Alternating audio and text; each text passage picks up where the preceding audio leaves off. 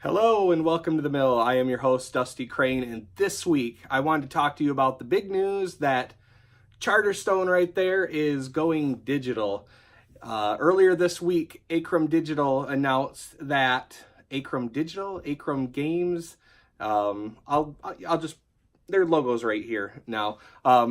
They announced that they are doing a digital implementation of Stonemaier Games Charterstone. And it'll be called Charterstone Digital Edition, I guess, pending any changes to the name. That's not the important part. The important part is the information leaked a little bit early, but that's all right. We're excited about the news. They are going to go ahead and it's looking like a early 2020 release, so it's not like tomorrow it's going to be available or anything like that. But one of the exciting things to me anyway is the game will be available on iOS, Mac, Steam, and Nintendo Switch. That's right, we are going to have a Stonemaier game on Nintendo Switch. I know there was a lot of people that are hoping that maybe Scythe makes its way. I guess we will have to see, but I know people have certain feelings about digital games versus analog games versus actually sitting down and having cardboard at your table. And nowhere is this maybe more, I guess, kind of conflicting, or I guess there being different opinions than maybe in a legacy game. Charterstone, of course, being Stonemaier's legacy game, their legacy offering that Jamie made. And I wonder, and I think a lot of people wonder, is how is that legacy aspect really going to feel in digital format? And we're going to have to wait a little while to find out. But for one, I'm excited about it. And it's not just because it's a Stonemaier game, which of course I love, but it's also because it is a Stonemaier game that the game itself is one that I really love and enjoy. For me, it wasn't my first legacy game. I'm going to go ahead and give that title, I guess, to Gloomhaven, even though I know some people, I don't know if you consider Gloomhaven necessary legacy, but you do add stickers and you tear up cards, so I'm going with Gloomhaven as legacy. Sorry. But Charterstone was the first legacy game that I introduced to my children. And you know, I know that Charterstone is one of those games that I don't want to say that you either love it or you hate it, because it's not that divisive. It's kind of like you either really like it or you are like, it's okay. Which is, kind of like the feeling I get in BGG is it's like one of those or the other. It's not like this game is terrible or anything like that. It's just kind of, the common critique you hear is like it kind of starts slow. But I think that works well for a digital implementation for the same reason that I think it worked well for the cardboard version. And that is because, now for me, I introduced Charterstone to my kids, like I mentioned, and I liked that it started rather simple and then built in complexity. And I think that is something that will really work well in a digital implementation too, because you don't want to have all kinds of moving slides and bells and whistles and tracks and bowels to deal with for your first game. You can overwhelm people, and I don't know if that's more true or less true of people that are playing digital board games. I don't know if you have a digital board game, you're way more likely to be a board gamer and understand how this thing works, or if it is very much a thing where somebody who's maybe doesn't play board games or doesn't have a group is just like, this looks interesting, it's in the App Store, I'll pick it up.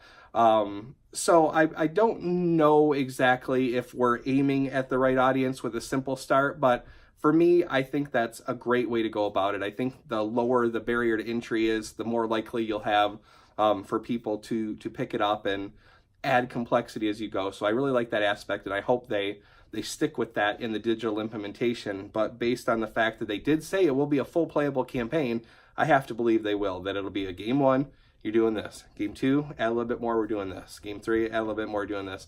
And those interactions with the Forever King. Now, there are some aspects of the legacy game that are charming and fun for me, maybe a little stress-inducing sometimes, but that obviously you won't have in the digital version. I love, getting my card there and taking the sticker off and putting a new building in my charter. I'm a little stressed out when my children put their sticker in the charter because I want that board to look really pretty, but I think obviously in the digital implementation, you're just going to be plopping it down and that's all there is to it.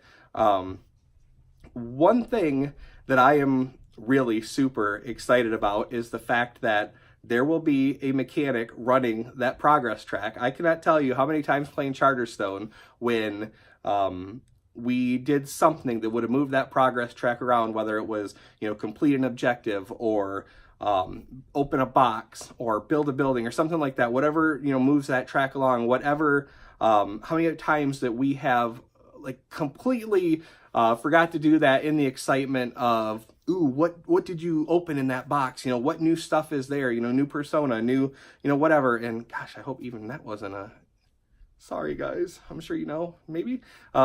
What part of the stuff that you open, the excitement that comes with that, will that still be prevalent in the digital edition? It's kind of cool getting that big box, or it's a little box, but getting that box of things that you open and oh, here's a new something. So I don't know how that's going to necessarily, maybe they can do what they do in, so not Charterstone. Am I thinking Charterstone?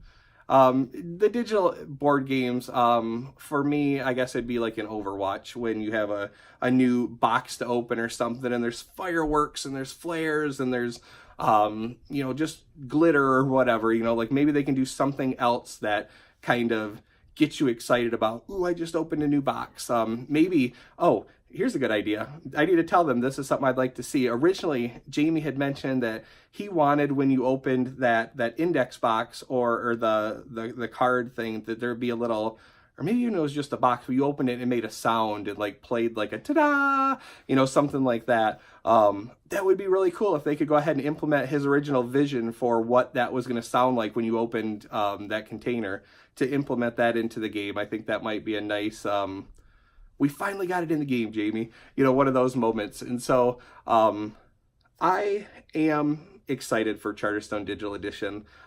If you are too, and if you are one of those people that doesn't mind the early access program, or doesn't mind helping people take something from a starting an early version of a game, I'll just say like an alpha, and you don't mind playing with some of those broken pieces, or whatever, if you don't mind that and you would like to be a part of the alpha and beta, they haven't officially announced a way to get involved yet, but they do have a Facebook group, and that might be the very best place to go ahead and say, I want to be a part of that. So I will go ahead and link to that in the show notes. I will also link to the website that they made available for, now Gracie's joining me.